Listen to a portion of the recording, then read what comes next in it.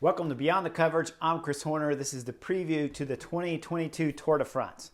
I wake up this morning, hop on the couch, and I flip open the cycling news articles, and the first thing that stands out is some of the first-timers starting this year's Tour de France in 2022. Now it's big names, 3 of them. We're talking Filippo Ganna. He's won stages at the Giro, won time trials left and right at the Giro. The man is a monster, and he's riding for Ineos Grenadiers. So he's got some other problems on the team that we can talk about later, but they haven't released their full rider roster here for the Tour de France. I'm going just off pro cycling stats, so I'm going to assume, as we all strongly assume here, that Filippo Ganna will be on the start list here of the 22 Tour de France. Now we go further down the list. It's going to be Alexander Vlasov. Left Tour de Suisse with COVID protocols, so we don't know exactly how that will affect his form here at the Tour de France. But this rider has done the Giro d'Italia and been 4th on the general classification. First Tour de France here in 2022. So next rider that stands out highlighting here as the neo-pros for the Tour de France has to be the sprinter Fabio Jakobsen from Quick-Step. Now, Fabio Jakobsen, in my mind, is number 1, number 2 sprinter in the world, right up there with Caleb Ewan. But number 3's got to be Mark Cavendish for Quick-Step. And the old veteran, remember last year he tied the record for most stage wins here with Eddie Merckx, isn't going to be brought for Quick-Step. Now, kind of a crazy story there because Mark Cavendish today wins his British National Championships and won it in fine style. 4-man breakaway. Those guys were attacking him left and right. He controlled the group all the way to the finish and then, of course, started his sprint and won the championships. Let me remind you guys, he won Milano-Torino earlier in the season, big one-day race, semi-classic down in Italy, and then, of course, won a stage of Giro d'Italia too, the first flat, real sprint stage of this year's Giro d'Italia. So, he's clearly back on form with that championship win, but still won't get taken over with Quick-Step. Patrick Lefevre has made it clear that his main sprinter here for Quick-Step is going to be Fabio Jakobsen. So those 3 riders, when you're talking Filippo Ganna, Vlasov, Fabio Jakobsen as being neo-pros here at the Tour de France, but all riders that have some experience doing Grand Tours. The problem is when you look at the Tour de France and you're coming here for the first time, sometimes you'll see other riders. They'll talk about, it's just another race, especially neo-pros. They'll come in here and tell you straight to the camera's face, it's just another race. It's not just another race. Now, guys, I won a Grand Tour, the Vuelta in 2013, and as much as I'd love to tell you it's as big as the Tour de France, it's not. That's just the way it is. The stress level here when you get to the Tour de France is completely different than anything you've experienced, anything personally that I experienced in any race before, during, after the Tour de France. This is it right here, the granddaddy of all the races. And the main reason why is because the stress levels are all over the place. They start in the bus as soon as you board the bus, and on your way to the race, you can feel it amongst the staff with the soigneurs, and especially amongst the directors and manager of the team, always looking for a result here in the Tour de France versus other races you show up to, especially the Giro in Spain. There's moments throughout those 3 weeks of racing where they're calm and relaxed, and everyone is showing up even a little bit late to the start of the races or meeting to the bus or team meetings or something. At the Tour de France, everyone's on their top shape, including the directors, soigneurs, and especially the fans out there, because the fans are going to be in massive numbers. Now, when I did my first Tour de France in 2005 with Soigneur Duval, the biggest problem I had at the Tour de France, honestly, was the colors on the side of the road.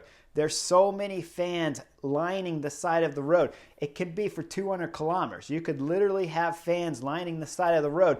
I remember racing in England that way, and I remember starting in 2005 with Lance Armstrong's last defense there of the Tour de France jersey before he retired, that fans were lit down the road all the way from start to finish for 200 kilometers. When we got into Germany, it was insane, and then they started going even deeper on the side of the roads. And what happens is all those colors are flashing by your eyes, and because of the energy so high, and this is your first Tour de France, I was always getting interested in seeing what's happening on the side of the road. As funny as it sounds, there's a lot of circus acts happening on the side of the road, the way people are dressed and the toys they have brought to the Tour de France with their old classic cars or tractors or whatever it might be. And so you start paying attention a bit to the fans and the colors because they're zooming by your eyes so fast and so intense and packed that it would start to get me dizzy throughout my first couple stages of the Tour de France. And finally, I had to train myself to stop paying attention to the fans and focus on the race. Now, you do need to always focus on the racing at the Tour de France, because when it comes to this first week of racing up north in Denmark, with the traffic, furniture, and islands, and always the little zigzags before you're coming into any of the smaller towns, the narrow roads, the crosswinds, of course, the bridge that'll take you to the finish on stage 2, those obstacles leave you no chance at any point in time during Tour de France stages to really sit up and relax. If you guys remember right on the butterfly effect during Paris-Roubaix, I talked about how Wout van Aert was sitting at the back at the start of Paris-Roubaix and then missed that split and was left with half his team up the road and half the team in the back. You can't afford to have something like that happen at the Tour de France. And you won't see these big-time favorites when we're up north in the stressful first week of racing, where they'll be hanging out the back, having picnics back there like we saw at Paris-Roubaix. So when you start comparing the Tour de France to any other race, and remember, I picked Paris-Roubaix because it's one of the biggest, best one-day races in the world for the classic guys. And now when we're at the Tour de France, I bet we don't see Wout van Aert back there taking a nap on these first stage 2, 3, and when we get down into France on stage 4, and certainly not the cobblestone stage on 5.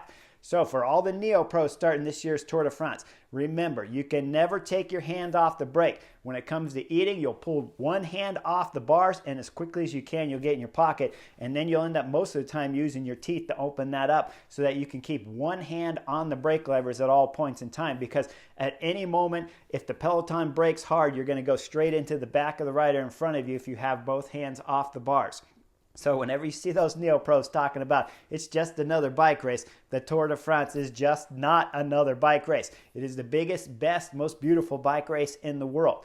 The colors on the side of the road, the fans, the sunshine, the magnificent mountain climbs, the cobblestone stage on 5, and of course, all of the action that surrounds the Tour de France means it's not just another bike race. Now, one thing I'd like to bring up is Patrick Lefevere's comment that Wout van Aert didn't hit his knee on the handlebar. When you look at Jumbo-Visma's squad, they're bringing 8 guys here, and none of them are doing their national championships. I agree with wholeheartedly. If it was up to me and I'm coming into the Tour de France with either a team like Quick Step, I wouldn't bring Quick Step riders either because I think they have too much to gain out of this year's Tour de France to the national championships, and a team like Jumbo-Visma. You'll see 2 teams. Quick Step has guys racing their championships. Jumbo-Visma have none of their guys racing their championships. And Wout van Aert used the excuse or possibly even hit his knee on the handlebar. But I got to agree here with Patrick Lefevere. If he hit his knee on the handlebar, it's really a coincidence when the rest of the team's missing the national championships. So you know Jumbo-Visma are coming fully motivated to come into this Tour de France COVID-free and to start with all of their 8 riders. Because remember, with Rowan Dennis already out of Jumbo-Visma's lineup, they lose a little bit more power no matter who they replace Rowan Dennis with. You just can't replace that amount of power of that rider. But they do have a stacked squad here, so they want to come in healthy and can't afford to lose any more riders to COVID. So, Patrick Lefevere, I got to agree with you 100%. This is not quite the same story of Sam Bennett's knee problem from last year's Tour de France and not starting, but I got to agree that Jumbo-Visma probably held Wout van Aert out of his Belgium National Championships to focus 100% here on the Tour de France. Now, Team Eniel's Tom Pidcock is the next neo-pro to the Tour de France. Now, we've seen him at the Vuelta last year, and we know he's won races throughout his career, won mountain bike events and cyclocross events, and he's national champion all over the place. But again, this is another rider that's going to experience the Tour de France firsthand up close and see what the stress levels are really like. He's going to have to fight through all those same problems that I did in 2005, and then he's going to have a few more because, unlike myself, I was coming to the Tour de France in 2005, but nothing was expected of me. When you're Tom Pidcock on Team Ineos, there's going to be a lot of questions and a lot of strategies put together to the young rider that he's going to have to perform and keep an eye out for each stage. Remember, Filippo Ganna, if he makes this year's squad, because they haven't released it yet, remember though, if he makes it, he could win the yellow jersey here on stage 1, and then Tom Pidcock is riding to defend yellow jersey throughout this first 4 or 5 days all the way through the cobblestone on stage 5. So, for young neo-pros starting their first Tour de France, always an experience, especially if you come in on a big team, the amount of extra stress it's going to put on your shoulders. When you first arrive, before the stage starts, when the bus first arrives, There's going to be a ton of press out there, always wanting to steal a little bit of time from you. They'll call you out of the bus, tell you it'll only take 5 minutes, and you'll be out there 20, 25 minutes, and next thing you know, you're running behind. You got to run back up in the bus, have your snack, get dressed, and then run out to the start line. One year at the Tour de France, I was waiting for Cadel Evans on Team Lotto at the bus. We waited a little bit too long, rolled up to the start, and the race had already taken off. And next thing you know, we were chasing through the neutral zone section to get Cadel Evans back up to the front group so he can start the first stage proper of the Tour de France. So it does happen. There's tons of stress there. I've lived it many times when you're talking about in the bus before the race starts. Then you're talking about the stress of the race. I remember 2014 racing with Matthew Boucher. He was racing with Trek Segafredo. I was that year racing for Lamprey. That year when Vincenzo Nibali won that Tour de France, it was stress every stage of the Tour de France, and it never slowed up. Matthew Boucher, doing his first Tour de France, came up to me complaining, when is it finally going to settle down and relax? I looked over at him and said, you're at the Tour de France. It may never settle down again, Matthew Boucher, so you better just get comfortable with it. We finally finished that Tour de France with Vincenzo Nibali winning. But Team Astana were aggressive and controlled the race and kept the speeds high through every stage of that year's Tour de France.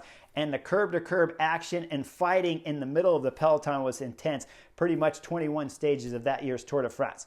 Now, other neo-pros to look forward to. Matteo Jorgensen, the American rider riding for Movistar, he's going to have one of the more freedom cards to play out of these neo-pros starting this 2022 Tour de France because they don't have a big GC favorite on Movistar and they don't have big-time sprinters that are favorites to win here at the Tour de France. So, Matteo Jorgensen's got a freedom card, much like I had with Sonia Duval in 2005. That means he's got a little bit more freedom and a little bit less stress on his shoulder, and probably a better way to start the Tour de France in my book if you're a first-time player here at the Tour de France. One other rider I want to highlight is going to be Cofidis, Benjamin Thomas.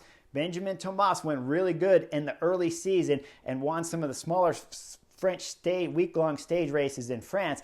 And so he's going to have a lot of pressure on his shoulders because Cofidis are coming in to this year's Tour de France with the pressure of having to win a Tour de France stage because they haven't won in many, many years here at the Tour de France, and they are a French team. So riders like Benjamin Thomas, keep an eye out for him. He's going to be aggressive throughout all the medium mountain stages, trying to get that elusive stage victory for Team Cofidis. 2022 Tour de France starts on Friday, so make sure you guys like and subscribe, and I'll see you on the next edition of Beyond the Coverage.